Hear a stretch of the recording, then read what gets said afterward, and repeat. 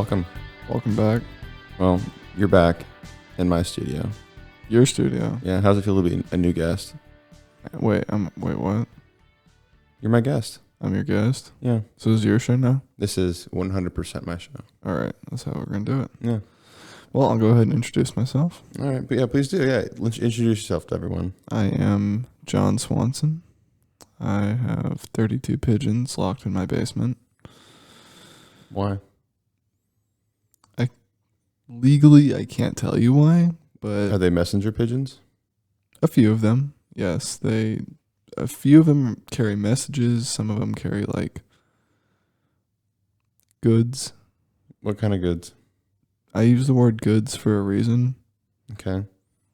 So now I'm the only one that knows about it other than you.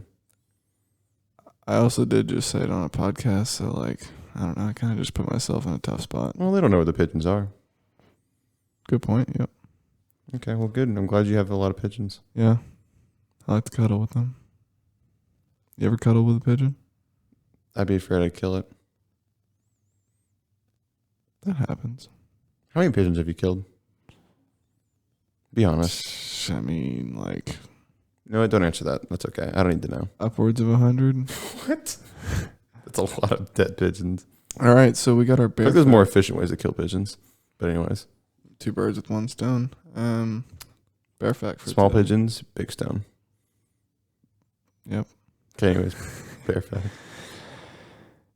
Never run. You cannot outrun a bear. A bear is Okay. always faster than you. If they see you running, they take that as food, running away from you. Yeah, So it excites their natural instincts to Yeah. want to chase you. Yeah, so even if a bear is charging at you, stand your ground. Stay exactly where you are, because they'll even get a few feet away from you before they decide to run away. They don't.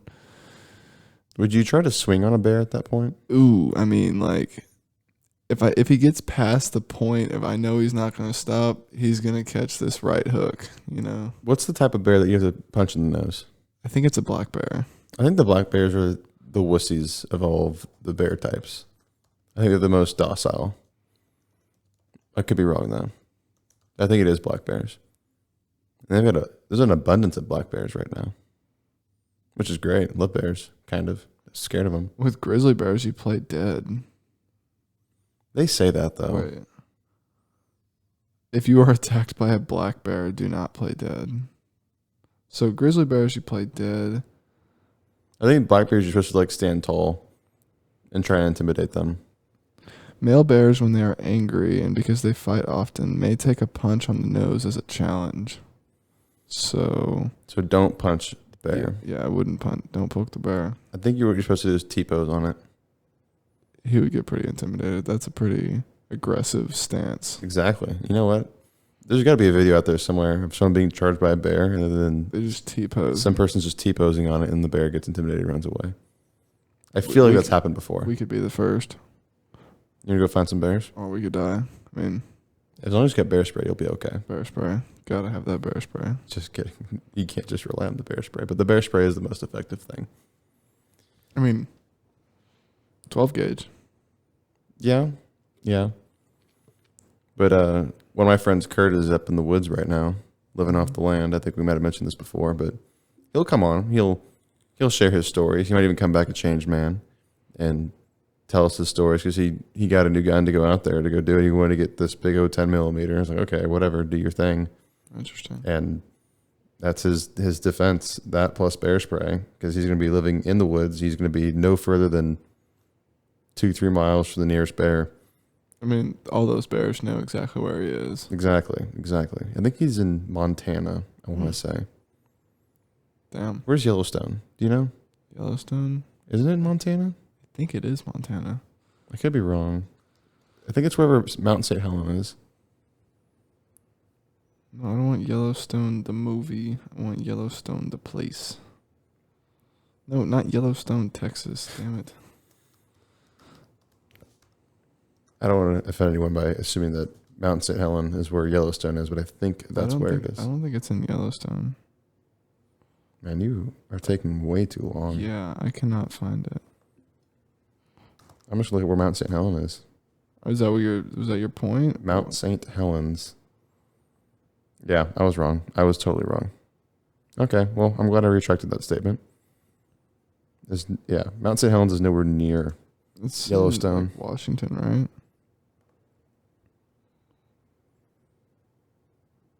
Oh, wait. Was I right?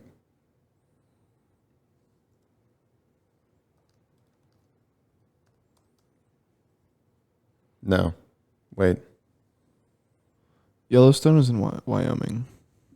Okay, you know what? Whatever. So Mount St. Helens is in Washington. So Yeah, nailed it. yeah, so I was wrong. I was 100% wrong. Okay. Get fucked. Anyways. But yeah, he'll come back and he'll talk. He's definitely going to come on. I don't know when. I forget when he comes back, but he'll be on. He'll have some cool things to say, hopefully, some cool stories. I mean, he's only going to see people once every 2 or 3 days when he's up there, just go to like base camp to get supplies and stuff. But he's just going to be camping out in the woods by himself. I got a question for you. Do you keep your receipts? Like, whenever someone hands you a receipt, do you immediately throw it away? Do you take it to your car? What do you do with the receipt? It depends what the receipt is. Okay. If it's something that I intend to return, I keep it. Okay. If it's something that I plan to keep track of, like for tax purposes, I don't keep it. Like if it's like for work stuff. Yeah. Other than that, I throw it in the back of my truck. I got a bucket back there. You just have a bucket of receipts? No, but there's a few receipts in there. It's just a general trash bucket. Yeah. It's good to have. It is very handy to have a moderate sized trash can in your car. Car or truck. Yeah. Having some kind of place to put trash. Because there's nothing worse than getting someone's car and there's just trash everywhere. Oh my God. Trash everywhere. It kind of like, it makes me upset. Yeah. For them. It's like, really? Clean your car. Yeah. Make it look neat, at least. And you don't have a whole lot of room to talk because I've seen your truck sometimes. Yeah, I know. I was literally about to say, sometimes whenever it's like cool people, I don't really care. Like people that I know. Like I've seen boxes of like pizza and cans. Just expose me. I'm just saying, like, I don't know, like bags of food. It was really bad, especially during the freeze that happened here in February. Yeah. It was just loaded with crap. Yeah, that was my room just because I couldn't leave my truck. My truck wasn't 4x. Right, yeah.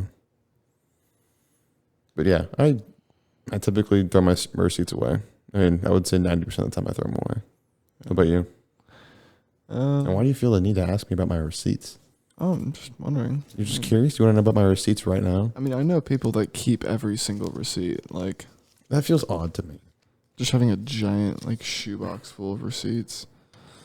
Like, Yeah. sometimes I'll keep my receipts from food to either keep track of how much I'm spending on fast food, even though it's on my banking app. That's fair. Or to, like, see how much the actual food was. Like, I'll get in my truck and just look at the receipt. Like, How much was that? yeah, like, menu said $8. How the fuck am I at 13? Yeah. Because sometimes when you're ordering food or you're ordering something in general and you're just kind of like an automatic mode, like, yeah, I'll pay it, whatever. That's what I want to get. But you're like, wait a minute. How much did I agree to just pay? Yeah. I get that sometimes. There's nothing worse than, like, honestly, whenever I buy stuff, even like going through HEB or at a restaurant, I keep track of how much I'm spending, like, in my head, just like 8 plus 4 or whatever. There's nothing worse than keeping track of how much you're spending, and then you get to the total and you're like $20 short in your head, and you're like, wait. It's usually with restaurants, like food will come out more expensive or some shit. I don't know. But And you're $20 short in terms of how much you have or how much you spent? how much I thought I would spend. Oh. Yeah, like whenever I like order food, I'll order an entree and a drink, and I'm like, okay, it's gonna be like $12-13, and then I get the receipt or the bill, and it's like 17-18. I'm like, where did those come from? Sometimes whenever I look at a menu, especially at a restaurant, I typically don't remember to factor in the idea that I'm going to give a tip. Usually, look at the prices of stuff. Like, oh yeah, I'll just spend $20. I'll get like a $10 margarita, and I'll get some tacos or something. It's an expensive ass margarita, man. Well, if you go to Baby A's, shout out to Baby A's, they do these giant purple margaritas. I think they're about $10. They're great, and they limit you at 2, so they don't give you more than 2. But Might say how big it is. yeah, exactly. So, I'll like order food and realize like, oh, wait, I still have to give a tip. Yeah. And sometimes I feel bad, especially if I get bad service. That would just mean like they kind of like, there's nothing worse than going to a restaurant, sitting down, your waiter or waitress gives you your menus and your water and stuff. It's like, all right, well, come back whenever you're ready. And they forget about you. Pretty much. They just forget about you for like 15, 20 minutes. The worst. And you're just sitting there. You're like, okay, like we're ready to order. I mean, I can sometimes not blame it on them. If it's really busy, I'll cut them some slack. But like if there's not a whole lot of people in there and it's taking forever for them to do simple things, it's like, oh, come on now. Especially that. And I am kind of on the fence about whether or not to tip them poorly or not tip them at all based on that. Service. Yeah. Because I mean, I don't know. Mm-hmm. Yeah. And then also, but I won't ever reduce my tip if the food takes a long time to come out. Yeah. Because that's not really on them. It's on the kitchen. Yeah.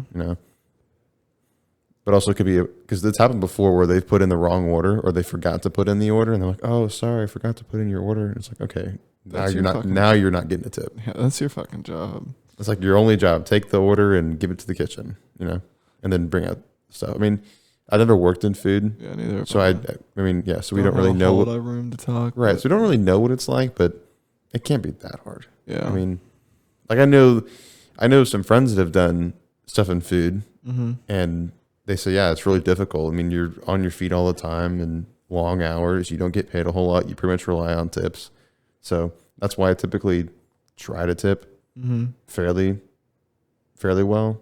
But I always forget like that's something I have to pay for. Because like if you go get fast food or something, you're like, okay, yeah, I know exactly how much I'm spending. Like, this is what I want. This is what, And so then, I don't know. It also kind of goes back to the restaurant owners. Like, why don't you pay your staff more so that you don't rely on customers to tip? Yeah. But then also at the same time, you can also make a pretty decent living if you work at a nice restaurant, get some fat tips from some fat bills. Yeah. There's also a lot of work. You want me to say something? No, good for you. I'm glad you asked that question. Glad we got to talk about that. I saw on Instagram there was a tourist spot in India called Bastiri. It's a small village, probably like 1,000, 2,000 people, and it's like right on the side of a mountain. And while there were people there, they're all having like lunch in this nice, like probably on the second or third story, and they look up the hill, and there are just gigantic boulders, like the size of cars and trucks, raining down the side of the mountain. And the funny thing about like our current time is when you see gigantic boulders, and the thing about the building is it was backed up to the mountain. So like they're on the second or third story, they're not going to hit that, but they're going to hit the bottom of the mountain or the bottom of the building. But the thing about current times is we see giant boulders flying down the mountain at us, and we're like, I'm going to take a video of this. Like, this is cool. Yeah. Or in real life, it's happening. All of a sudden, you see live leak out of the corner of your eye. You're like, oh gosh. Yeah, that's. Yeah, that's kind of the thing about social media nowadays. That it's just so contagious that I've never really understood. Like people, like wonder, like I've been around people who are like, why is your Snapchat score so low? It's like, well, I mean, I'm kind of like living in the moment. Like I don't really want to document everything that's happening around me. Or I like Snapchat memories a lot. I mean, yeah, that's what I'll do. Usually I'll take a picture of something and I'll keep it, but I won't ever post it or send it to anyone. It's like, okay, cool, like whatever. That's just for me, right? But just the idea of constantly blogging and vlogging your life for everyone to see, it's like, most people don't care that much. Yeah. And even then, just live your life.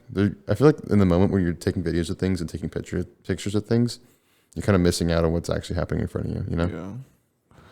And it's just like a seeking validation from everyone else. Like when you post something on Instagram, people are really concerned with how many likes and comments and people are talking about it. That's the gross thing about it, Yeah. Just that instant gratification of people liking things and commenting, and it's a dopamine rush, much like anything else in life. I mean, it works the same way. People can get addicted. I mean, there are people who are definitely addicted to social media in a bad way. It's bad. In a really bad way. They kind of let social media dictate how they live their life. Yeah, I feel bad. I really do. I wish people could figure out that there's a lot more to life than. But I mean, we're kind of the guinea pig generation on social media. I mean, the original social media was like AOL and MySpace, and now we're getting to this like posting and tweeting, and even though it's been around for like 10, Pretty sure 15 years. AOL was just emails, but yeah. Yeah, I mean, that was the first Right, like, right. online communication. Right. But with like our generation, we're being born into this like social media thing. So for the people that might be like 4 or 5 years younger than us, that's all they know is online. And I don't know. No, it makes sense. Like I've mentioned before, like it ends up becoming what life is. Life is just that way, and you just get used to it. You get accustomed to it. Yeah. Like, and you don't even second guess it. You never think twice. Like, yeah, that's just the way it is. People just do this. Yeah. And that kind of brings me to another thing is people that kind of live their life on social media and that's all they really care about is you'll see like primarily girls, but they'll go post like a video on their Snapchat of them with a filter on, like where they are, like under a waterfall or some bullshit. And I like to look at that filter and be like, huh, it's not actually what you look like. And I like to put the filters on myself and just notice how much my face changes. And it's astonishing. Were you the one that pointed it out, or maybe it was a video that I saw of someone who took a Snapchat filter, like one of those regular filters on Snapchat, and completely changed the way that your face looks. Exactly. That's what I'm talking about right now. It's so absurd how people can take a picture with that filter on and be like, oh, I look good. Like, no. That's not what you look like. The filter looks good. It's like the whole thing with Facetune. Yeah, and Photoshop. Right, and then people will post. I know some people that get sucked into that. Like, oh my gosh, look how good they look. Like, look how amazing like their life is. And they make people feel depressed about, I'm not doing this thing, or I don't look that way. And I'm sitting here thinking that's not real life. Like there's so many things happening behind the scenes that are so fake that you don't understand, because you end up trying to present the best version of yourself. Mm-hmm. And that's not always who you are. That's just who you are at like that one moment, or in that 1 second with the Photoshop that you used or whatever it is.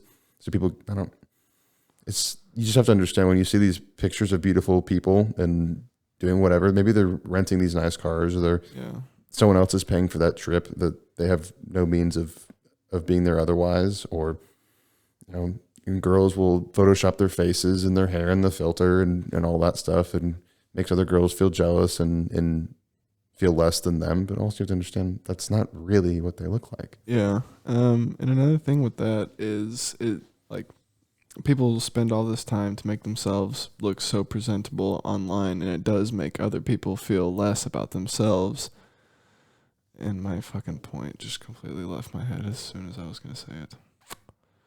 That's okay. I can give you a second. We were talking about people changing the way that they present themselves to make themselves look better. Just talk about something for a second. Looking through notes. Looking through your notes. Come on, you should know what you're trying to say. Or at least have an idea of what you're trying to say.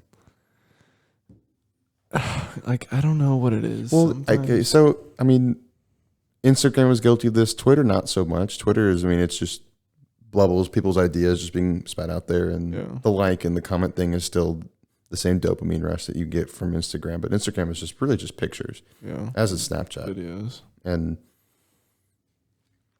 yeah, I don't, I get it. I get why people do it and how you can fall into that and follow these beautiful people who do. That's another thing.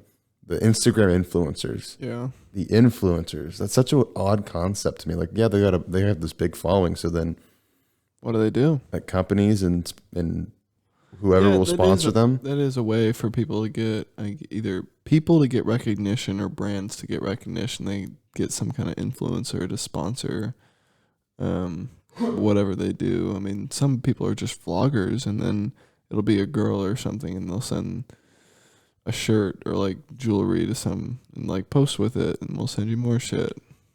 Yeah. Yeah. And that's the thing that happens. But then being an influencer on social media, like that's my job. I'm a social media influencer. That's what I do. Kind of seems odd almost. Yeah. Because if there was no social media, then you'd have no job, right?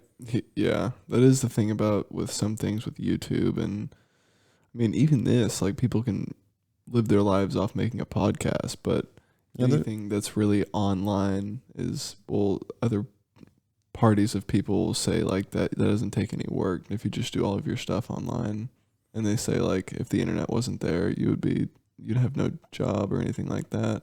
So that is the thing about social media influencers, is it's not technically like a real job. There's nothing. well, a lot of people think that the internet is the future of business in general. It is. Well, it is. So then it does make. I mean, as Social long media as influencers there's that not way. some big scandal and YouTube doesn't come plummeting down for whatever reason. Which it won't.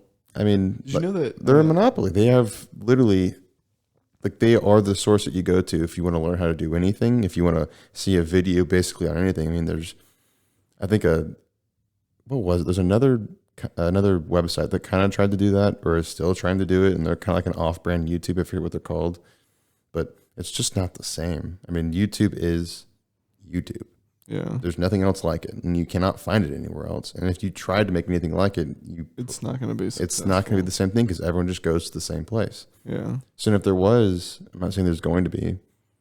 It honestly, it would be nice if there was, but like a breakup of YouTube, Mm-hmm. and they split YouTube up into multiple companies, Yeah.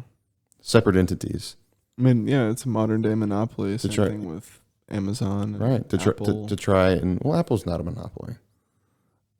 Without Samsung, maybe. Yeah, but I mean, with Samsung and Amazon. But then there's also competition Google. there. Google makes a phone. Yeah, that is true. I mean, there's plenty of modern day smartphones. Okay, Amazon.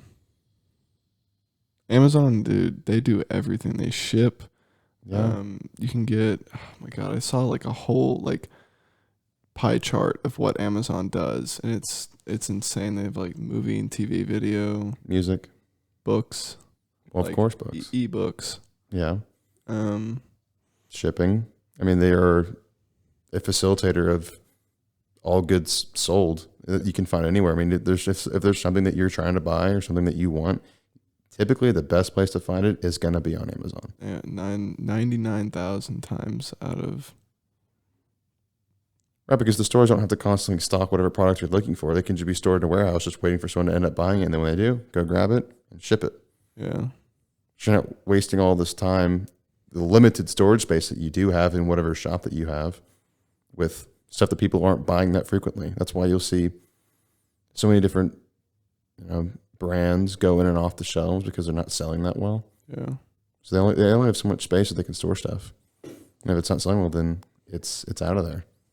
But then what happens if the people that still kind of want that thing, that buy it every now and then, where's a market for them? And that's kind of where Amazon comes in. So you want something super, super specific, like an accessory to like a 1999 Toyota Corolla. Let's say you want to get a new antenna for it. You could probably go to a dealership and find it, but you can also find it on Amazon really easily. Junkyard. Or a junkyard.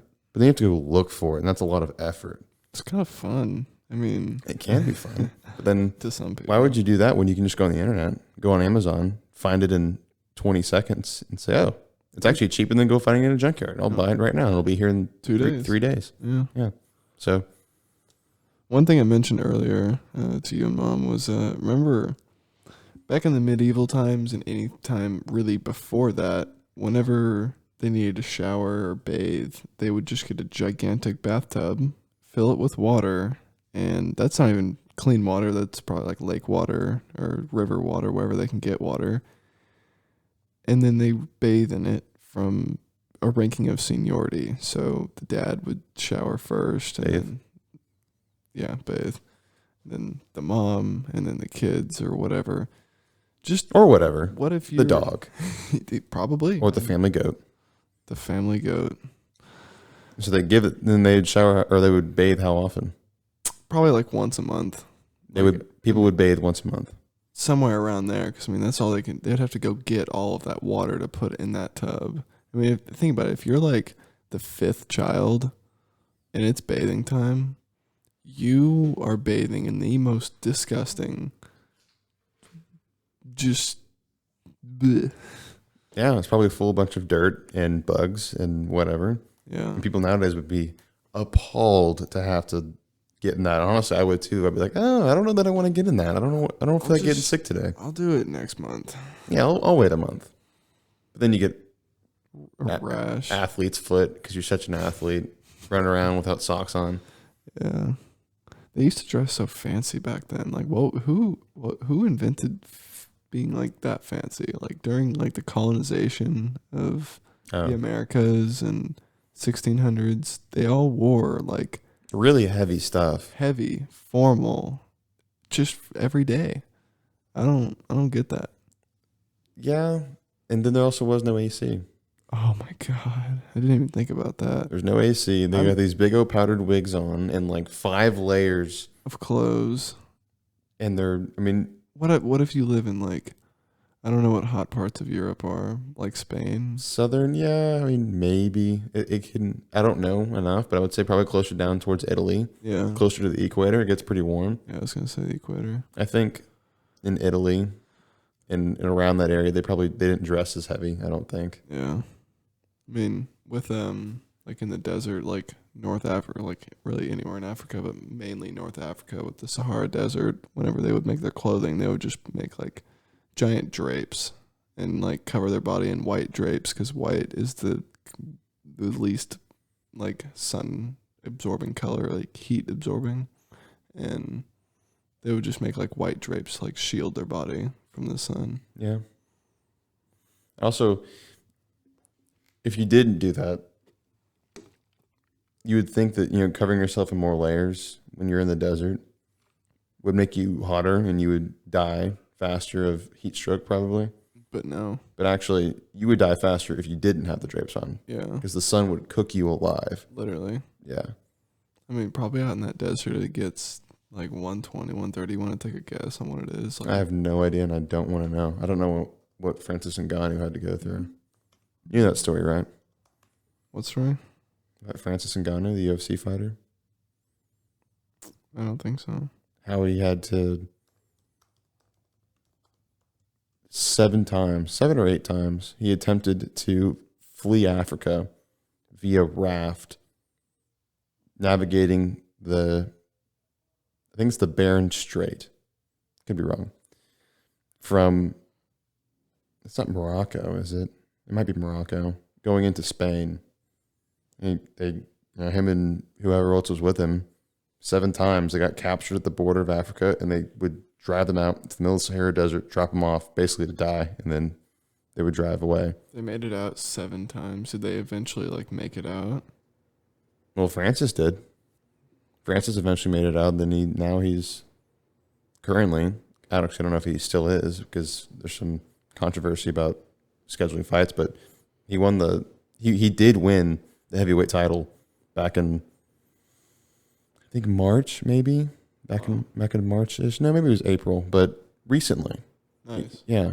And so, yeah, he's a killer. He's awesome. He's got a great story. Really inspiring. So the Sahara Desert averages, like during the summer, it averages between 104 to 117. It's pretty warm. That is pretty warm. I mean, Texas sees it's every summer, Texas has that like 2-week spread, at least Austin, of like just 100 degrees every day. I would just say at least the South in general has that. Yeah. We're not special. Yeah, we are. No one's special. We're the best state. Best country. If we see, we'll be our own country. Yeah. I was going to say something else. But anyways, if you can live in any era of history, it could be anywhere in the world, it could be any year. That's a tough question because there's a lot of answers to that, like a lot of really good answers. Okay, pick your favorite one. I would honestly have to do a lot of deep thinking about this to pick my favorite one, but I'll just go with ones that I would enjoy. Maybe like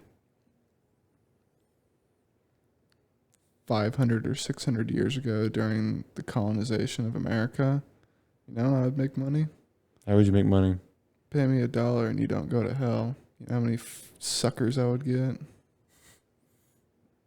That's pretty low on the morality totem pole.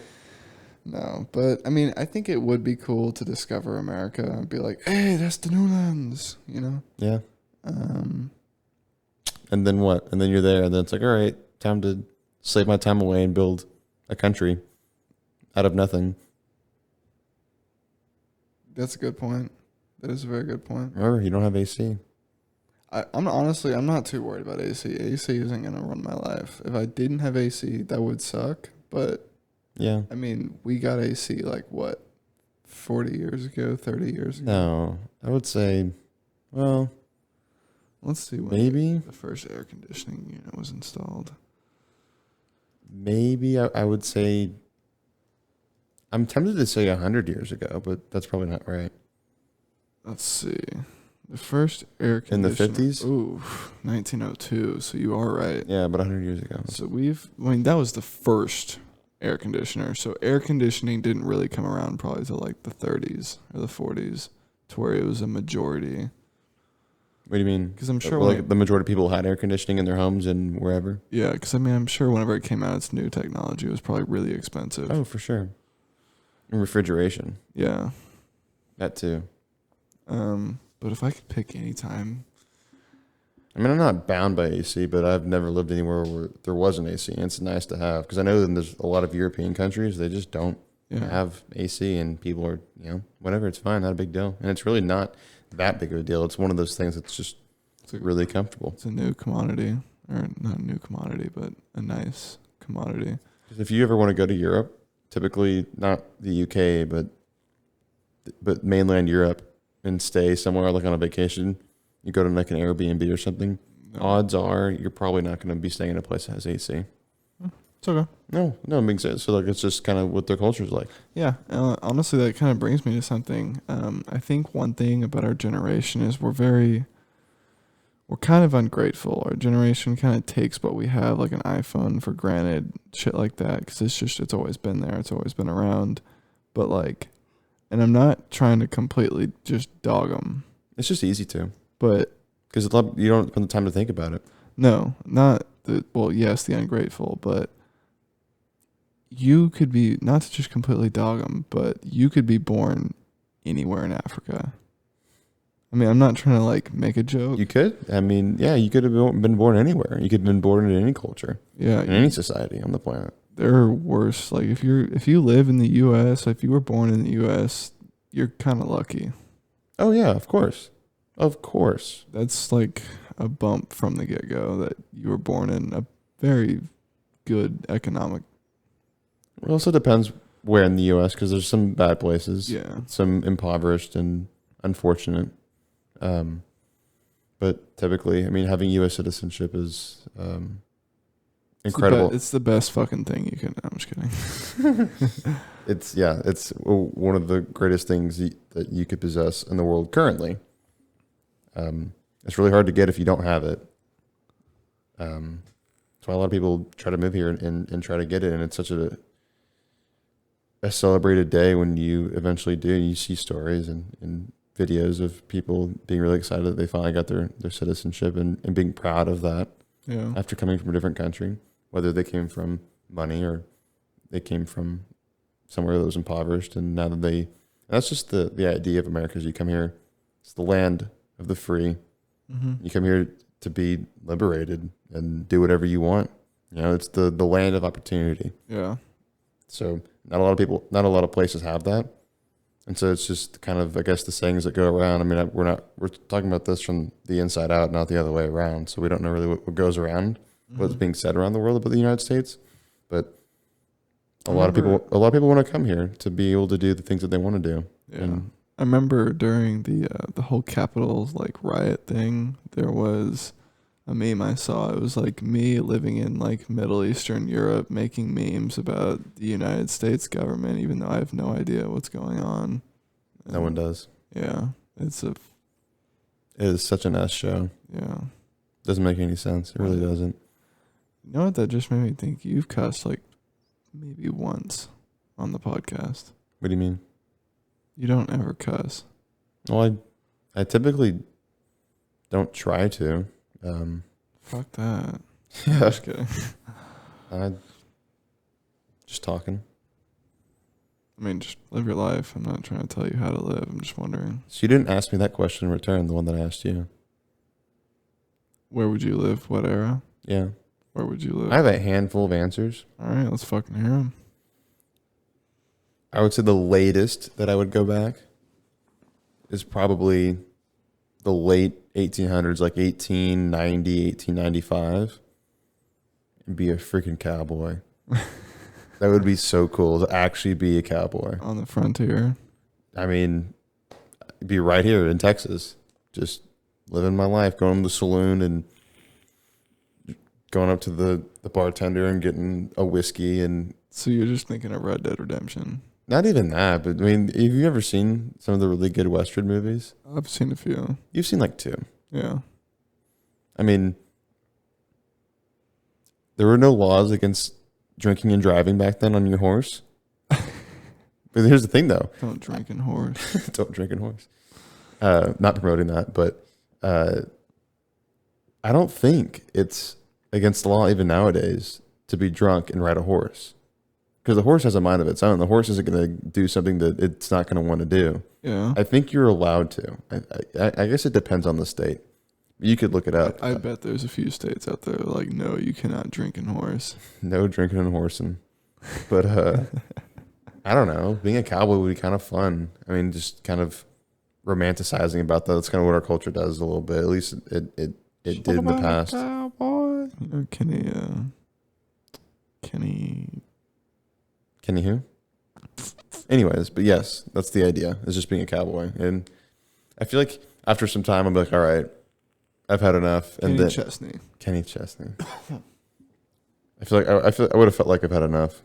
And then, 2 months later, like, all right, I'm ready to get out of here.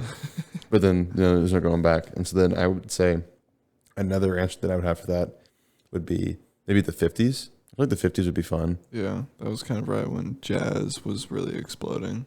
Yeah. Late 40s. No, jazz has been around for before that.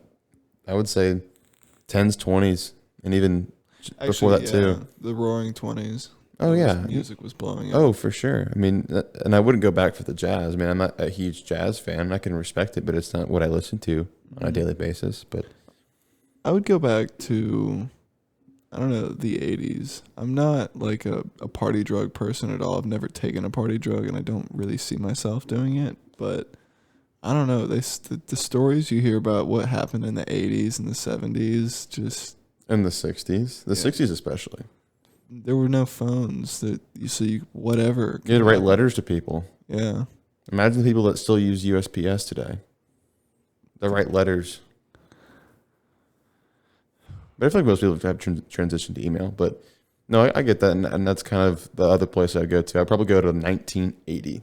That's where I would end up probably going, is reliving that era. But also, like, so much good music was coming out. Well, yeah, there's great music, but also things were just more free. You could almost do whatever you wanted. Once again, the dollar was worth a lot more. No, not quite. Inflation? Well, there was an economic recession in the 70s, and I think it was the mid to late 70s. There was definitely the oil crisis that happened in the early 70s, and that tanked our economy pretty bad. That's why muscle cars as a whole kind of went away. After like 1971, all the cars started looking like crap. I mean, muscle cars got revitalized probably around, like I said, 1980-ish. But I mean, there were still Firebirds and... Well, the Firebird I don't think it really existed until 78. I think 78 was when they first hit it. I know they did it in 79. I'm pretty sure... I think I'm not mistaken right now. I'm pretty sure Pontiac came out with the first... muscle car. But anyways, yeah, sorry. So no, I wouldn't go back for the economy, but just the freedom, because there's so many more regulations nowadays that I'm really not a fan of, and especially in the future, it's going to keep getting worse and worse and worse. So then it kind of goes back to this. I don't think it was a Wes Anderson movie. I think it was Woody. What's his name? Woody. Not Harrelson. I think Woody Allen. Yeah, Woody Allen did a movie with Owen Wilson recently. It was basically kind of this concept of people romanticizing living in the good old days, quote unquote. You're like, oh man, I wish I could go back to that time. It'd been so great to have lived there. And then it actually happens in the movie. So Owen Wilson and his fiance, they go to Paris, and he's a writer. And I don't want to ruin the whole movie if you haven't seen it. I think it's on Netflix.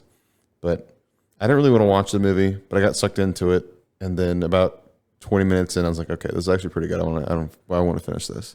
And he basically gets time warped. He, like, one night he was just walking, and there's this old car from like the 20s or 30s that rolls up, and he's like, what the heck? And they're like, get in. And he gets in, and he's basically time traveling. He just time traveled back to the 20s or something like that. And then he meets Ernest Hemingway, all these great writers that he looked up to when he was cool. And it was an interesting thought, because then by the end of the movie, the message was, you know, everyone romanticizes but an earlier time, an earlier era. That was like, those are the good old days. But the good days are what's happening right now. Not quite, but like, because what will end up happening is the generation behind you will say, oh, the era that you lived in was the good old days. Everyone's always going to think that 20, 30, 40 years ahead of you, those are the good old days. That's when you want to live, right? Yeah. I feel like everyone has said that for so long, you know? Yeah. It's just that same concept, because in the movie, he meets a girl that he really likes, and I forget her name, and she really did exist, and she was a part of the story. I think she was... Oh, so you're saying time travel is a thing now? No, this woman existed in real life. I think she had some kind of relationship with Ernest Hemingway, and Owen Wilson and this girl start talking, but it becomes Inception. They go even back further in time, because there's another thing that happens, and she's like, "Oh, this is where I want to live. These are the good old days." And Owen Wilson's like, "No, like this isn't. Let's go back to where we just were, where you came from." She's like, "No, I'm staying here. These are the good old days, right?" So it's that idea that, you know, every generation's going to have their good old days. Yeah. Right. And so then, like I said, the ones behind us are going to think that we were living in the good old days. Yeah. Like the golden era, right? I mean, I would say for video games, like 1990 to 2005, that was the golden age. There have been really good games that have come out since then, but like when we're talking like just when the whole year of games that came out just slapped, maybe 2090 to 2010, just that 20-year run. Maybe I can see that, but also at the same time, there's been some really great advances in video games. It's like saying, I mean, there's been really good games that have come out, but then every game is always limited by the technology at hand. What can you create? What can you do? Yeah. And so there's been some really good ideas, and so like Doom came out a long time ago. I think Doom was either early 90s, maybe. It was a computer game. It was like, it revolutionized gaming as a whole. It was the first like first person FPS. Yeah. And then they stopped making them around 2000-ish, and then they revitalized the series with what was available to make an even better game 4 years ago. Yeah. Doom Eternal. Right. So I feel like video gaming is always going to be limited by the technology that's available. Because, I mean, VR is going to end up being a thing. I don't know how big it's going to be, but people like VR. Yeah. It's also like whenever we played like Call of Duty back in like 2008, we were like, holy shit, these graphics are fucking amazing. And then like 5 years goes by and that game looks awful. Like that game looks terrible. I wouldn't say terrible, but yeah, I see what you're saying. But yeah, it's the same idea, the same concept. Yeah. So you know, it's not limited by anything. But I'm also Minecraft. It's not. That's one of the few. But I don't know that there really is like a golden age of video games, because there's always going to be new ideas and new ways to do things. So it's like movies. I look at video games and movies as kind of the same thing. They're a form of entertainment where you kind of just sit there and you watch it. But video games is just different, the way that you're actively participating. Yeah. But the way that they can do CGI nowadays, they couldn't do back then. Yeah. And they can't make video games back then that they can make them now with all all kinds of new processing power and storage and whatnot. So there's some really good movies that had good ideas and good plots, like action movies back in the 50s and 60s. They weren't like, because if you go back and look at them now, I was actually just talking to Henry. Well, Yeah, I was talking to Henry last night about Rocky. Going back and watching Rocky again, it's not a great movie. It's really not. These are his words. I haven't seen Rocky in a long time, and I'll watch it again at some point so that I can actually give my own opinion about it. He's like, it's not that great of a movie, but it's a great story, right? It's a great story, and it was just like a hero that we can get behind. But the action sequences probably weren't there. But nowadays we can do them a lot like more efficiently. Modern day, like I was watching a movie the other day. Like Creed 2. Creed 2 was a great movie, and so was Creed. I don't know if you watched them, but they were really good movies. I haven't seen them. And they had all kinds of camera angles and action shots and CGI that made it look realistic. That's kind of the thing about video games and movies. The more realistic it looks, in most cases, the more you're going to enjoy it. Yeah. It's more immersive. It feels like you're actually there, like you really enjoy it, like you're in the same room. Okay, shut the fuck up. I got something to say. Fine, okay, go ahead. What I was trying to say is about like with modern like CGI and like you said camera angles. I was watching a movie the other day called Project Power, and like the fight scenes are just modern action movies. The fight scenes are so intense because they kind of put you in the fight and get you so close, and you'll see the camera angles go from like next to their left foot to their right foot to the ceiling to getting you actually get like punched in the face, you know? Right. I think editing and that kind of stuff is really blown up. Well, I was going to say, there's something to be said, and here's a really good example. When there's too much editing, when there's too many cuts, when the camera keeps cutting to a different camera as something's happening, especially in action sequences, you can't tell what's happening. And like I said, a really good example of this is the newest Jason Bourne movie with Matt Damon that came out, I think 2016 maybe, right around then. And I forget what it's called. I think it was just called Jason Bourne. And especially in the beginning and especially at the end, at like the last fighting sequence, there were so many cuts you couldn't tell who was punching who, like who fell down, or it kept cutting back and forth, back and forth, back and forth. There's like 30 cuts in a minute. Yeah. So quickly. Way too many. And a really good example of when there's just the right amount of cuts are in the earlier Jason Bourne films. They had really good fighting sequences, really good choreography. And you could follow it along. I remember in Bourne Supremacy, that one scene, one of the best fighting scenes in a movie, in my opinion, that guy comes at him with a knife, and I don't think you might have seen it. I've seen parts of the Bournes. And he comes in with a knife in this apartment, and he picks up a newspaper or like a magazine, and he basically fights off him with this knife with a magazine. Yeah. And it's really cool because it's a lot of really long length cuts, so it looks realistic, right? Yeah. That they're actually fighting, and like I said, the choreography was really good in the way that they did that.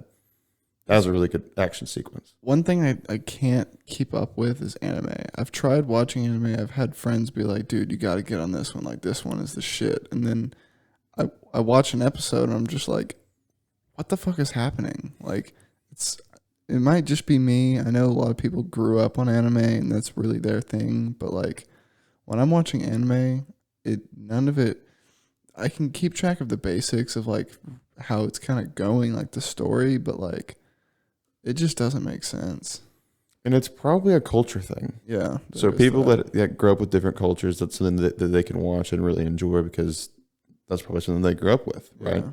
That's like someone may not be able to relate to you the same way that we would be able to relate to Tom and Jerry or SpongeBob.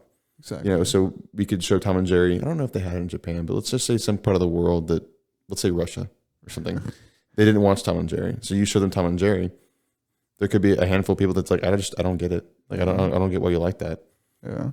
So it's probably that same thing. So I know there's a lot of work and a lot of effort that goes into making those anime TV shows and movies. Yeah. And I'm kind of the same way. Like I could watch maybe 5 minutes at the most without getting bored.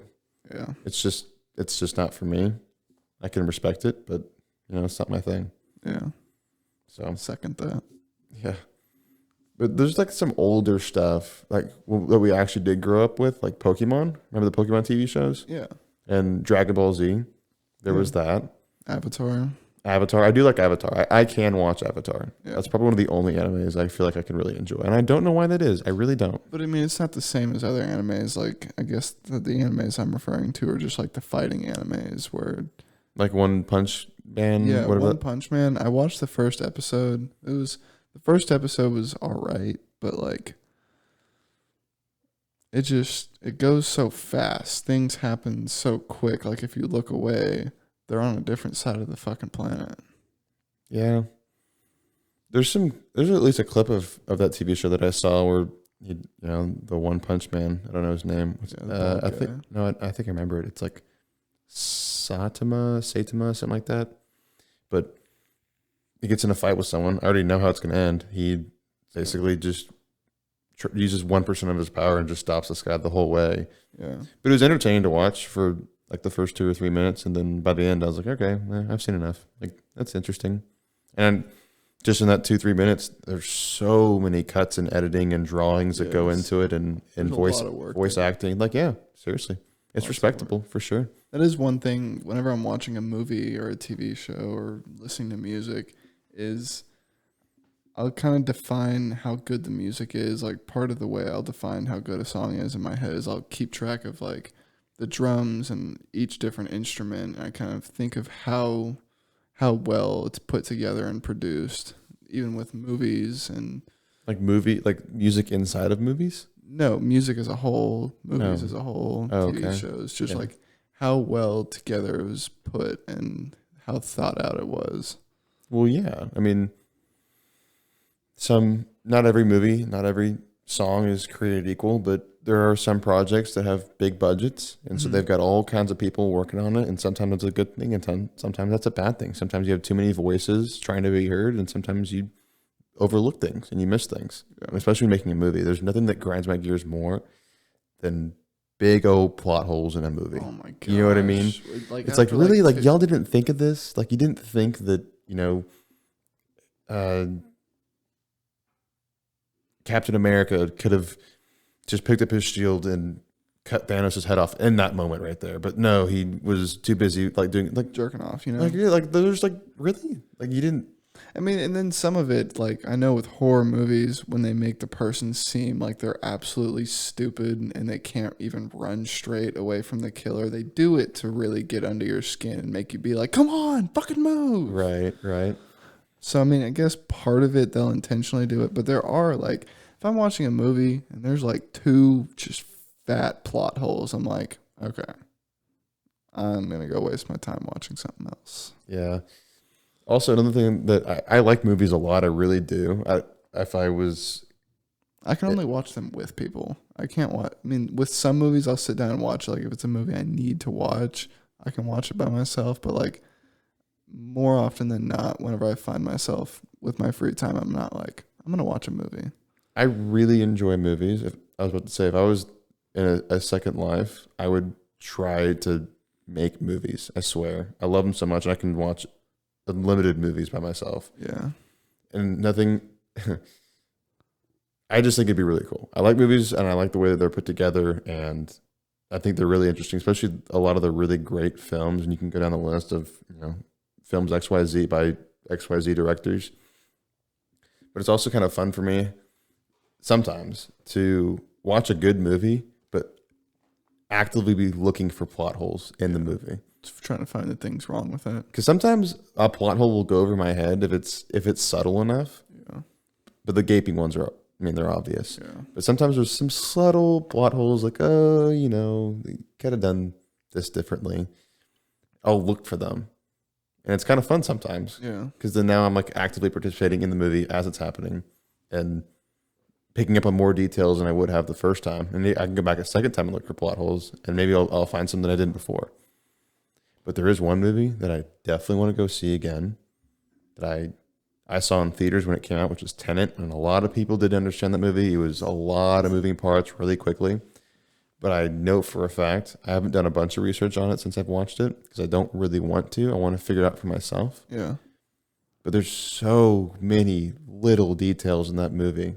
Chris Nolan has an amazing way of putting subtle details, small details that they're like Easter eggs. He puts Yeah. really good directors and really good films put Easter eggs inside of movies to help you understand what's happening or what's going on. Yeah. And because then sometimes a movie will end like, what just happened? Like, Yeah, exactly. Like how do you end a movie like that? It's like, well, there are some Easter eggs in there that you missed that you didn't see, and if you saw those Easter eggs, you go, oh, it all makes sense. And then That's you go my watch favorite this. part about a movie is when at the end you're like, oh, it all makes sense now. Like Yeah. a really obvious example of that is the Sherlock Holmes movie with Robert Downey Jr., especially the first one, when basically it's a mystery movie, and it's all about Sherlock Holmes trying to track down his, I don't think his arch nemesis, I think it was the second one, but trying to track down this guy. And then Robert Downey Jr. basically just rattles off all the details of here's what happened, here's what I did, here's what you did. And you're like, oh my gosh, it's all unfolding right in front of you. You're like, oh, it all makes sense now. Yeah. And that was a good movie to see early on because it was really easy to see like, oh, like that's everything that was happening. Because in a lot of movies, they won't just rattle off all the details of basically the answers that you're looking for. Yeah. They kind of make you find them. Exactly. They'll make you look for them, make you go back and watch it a second or third time to try and find them. That's one of my favorite things is watching a movie for the second and third time, and each time you're like, "Ooh, I didn't see that." That like everything helps. makes more sense now, and that's kind of the fun of watching a really good movie. Yeah, like some people have to watch. What's that one movie that everyone has to watch? Sixth Sense. Sixth Sense, Interstellar. I don't know how many times I've seen Interstellar. I would say a maximum of 2 times. I don't think it warrants a second go through because I feel like it was pretty straightforward for the most part. But I mean, it's definitely worth a second watch, definitely. But there's a lot of movies that way. That the movie ends, you're like, what just happened? Holy cow! That doesn't make sense. What doesn't? Like the end of the movie does make sense. You watch Right, it, right. You're like, oh like, shit. But then also another fun thing I like to do sometimes if I don't feel like going back and watching a movie, I'm just too impulsive.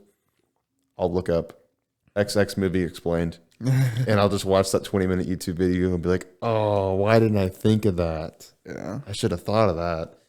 But yeah, that's kind of my favorite part about watching movies or movies in that way. But also there's some good movies that are famous for, like obviously The Godfather. I don't think I haven't. I mean, you can be upset if you want. I wouldn't get upset at you if you hadn't seen it, but I haven't really seen any of The Godfathers. Neither have I. I'm sure it's one of those movies that like everyone's seen. We'll all see it at some point. I feel like I'm waiting for the right moment to go see it. Like, I feel like the right time will come about. I'm like, all right, I'll finally watch The Godfather now. This goes for a lot of things. There never is a perfect time for something. I agree. There's the perfect time for something is when you make time for it and actually do it. No, I agree. But when I say the perfect time, that just means like I'm thinking about it, I'm willing to do it, and I just want to do it. Yeah. I haven't had that moment Or yet. someone else just random, just like, hey, you want to watch The Godfather? And you're like, fuck, man, that's been on my bucket list. It is. It's just kind of sitting there. It's just one of the things that I kind of want to do at some point. I got plenty of time to go see it. I got like maybe 2 years left. So, and in those 2 years, I'll go watch all the movies I haven't seen. Would you rather read every book or watch every movie? Read every book. Yeah, easy. Not even close. So easy. Are you out of your mind? Watch every TV show or watch every movie? Movie. Yeah, me too. There's too much TV. Watch every movie or listen to every song? Does that mean if I pick movies, I can't listen to music ever? You can, but you haven't listened to all the music. You can watch every movie and still listen to music, or you can listen to every song and still watch movies. So like if That's kind of interesting because you'd find music that you wouldn't find before that's really good. You're like, wow, that's a really good song. And you've got like thousands of songs are that way. Like I've got all this really great music on back order that I can just listen to whenever I want. But that's the same thing with movies too. Yeah, someone's just like, God, I want to watch a movie tonight. And you're like, which one? I would probably say music just because there's so much more music. Yeah, then like so much more music. And also it's way easier to find underrated movies because there's not as many of them. Mm-hmm. And if you just looked up underrated movies, you'd find a lot of really good underrated movies because there's a lot of things that go into movies that are kind of objective on what makes a movie great. There's some subjective stuff, but music is entirely subjective. Because I may like it and you may not. And we may like a lot of the same music. Mm-hmm. So then, yeah, I would pick the music. Very nice. You got anything prepared to talk about? Not really. I'm just kind of riffing it at the moment. What's one thing that just like kind of grinds your gears? How did I know that that's what you were going to say? I just had a feeling that's what was about to come out of your mouth. Like for me, sometimes if I'm sitting next to like guys and our legs get like half an inch away from each other and our leg hairs are kind of doing that thing where they're intertwined. Yeah, they're like intertwining. They're kind of touching, but you're not like really touching. It just fucks with me. Like it gets under my skin. Like it. If I'm next to another guy, I'm sitting next to another guy, and we touch in some way, like it's an elbow or a forearm or a knee, I get really uncomfortable, but I don't make it obvious. And I'm not like homophobic or anything, but I just very subtly move that part and I never put it back in the same place as it was. I know exactly what you're talking about. It's just like, I'm not going to let that happen again. And it's not a rude thing. It's like, I'm doing this for both of us, right? So Yeah. me, I'm sure he feels the same way. Maybe he doesn't, but I'm going to at least prepare so that that doesn't happen again. Because I am totally on board with sitting so far away right now. Yeah, with the leg thing for me, it's either like our legs are straight up like touching, like pushing against each other. I don't have a problem with that. Or they're like 6 inches apart. No in between. You ever have those one like long ass hairs just randomly on your leg? You just have a hair that should be on your head or something? No.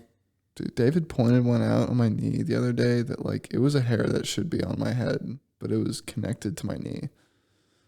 It was long. I don't know how that happens. I have to confess. What you got? Last night when you were sleeping, I cut one of your hairs off and glued it to your leg. No shit. It'd be kind of a funny joke actually. But there's the thing though, is like I don't get the pranks where someone's asleep and you do something to their body in some way, like whether you're riding on them or like shaving their armpit. How do you not wake up? Unless you're like a really heavy sleeper or you're intoxicated. But how do you not wake up? Because a lot of those pranks, they just happen on the fly, like on, Saturday night, everyone's like hanging out, sleeping at the same place, and one person passes out. one person just passes out, and then they draw dicks all over him, and then someone shaves part of their head off. Like, how do you not wake up? I remember one time in like 6th grade, I was staying at my friend Angus's house for the night, and there was like 4 of us, maybe 5 of us, and we smoked much weed. We did whatever, and like we kind of like in a way like unintentionally took turns passing out. And whenever one person went down, someone grabbed a Sharpie, like draw a bunch of dicks. And by the time we woke up the next morning, all of us had drawn on all of us. And like Angus's dad laughed so fucking hard. He was like, all of y'all get together. Like, I need to get a picture of this. And we're all just like covered in dicks and like whatnot. That's funny. Yeah. I mean, like every single one of y'all just at some point drew on each other. Yeah, like if you passed out and woke up, someone else is probably asleep. That's funny. Yeah, I never done it before. I feel like it's kind of mean. I don't know. It is kind of mean. If you do it with a Sharpie, it's kind of mean because then they got a dick for the whole day. I do want to do the one where someone passes out outside with like without a shirt on, and then you like cover suntan. Not even suntan lotion. You can get anything. You can get like something as long as it blocks the sun. You could draw anything. Yeah, with a sunburn. Like with a sunburn. I think that one's awesome because that one doesn't go away for a little while, even if you want it to. But anyways, I say we should wrap this thing up. Yeah, sounds good to me. We hit a stride in the end there, talking about movies and dicks on the face. More strides. Good strides are good. Whoa. That was un accidente. That Let's just pretend that didn't happen. All right, I'm on board. It's gonna happen to me at some point. I know. You give me a hard time about it. I'm gonna give it back to you even Look, dude, 2 or 3 times as hard. I give people a hard time about voice cracks because you know how much my fucking voice cracks. Like it cracks every single day. So I've been through my fair share of shit for that thing. That voice cracks. Voice cracks. I've been through my fair share. Oh yeah, we all have. But yeah, it's been fun. Yeah, We'll talk again tomorrow. Let's see if we'll have a guest. Just a surprise guest. Rob. No. He can come on for 15 minutes on a phone call. Call him in. I'll call him in. But I don't know if it'll be tomorrow, but it'll be at some point. I'll call him in because I don't think he can sit in one place at one time for that long. But I don't know, like if we call him in and he starts talking and he goes on a rant about something, I don't know if we're going to have to trash the whole podcast. Because if we get like in, let's say 45 minutes in, an hour in, like, let's just call him, see what happens. Oh, man. And then we call him and then he goes off about something. Not to say that he's going to say anything crazy, inappropriate or rude, but he might. Yeah, it's just how he is. Who knows? Might have to get rid of the whole podcast. Just scrap it. Yep. Sorry, it's just not going to work. That would be the worst. Or you could just cut out the part where you start talking. But anyways, it's been fun. Yeah, had a good time. We'll catch you tomorrow. Yeah.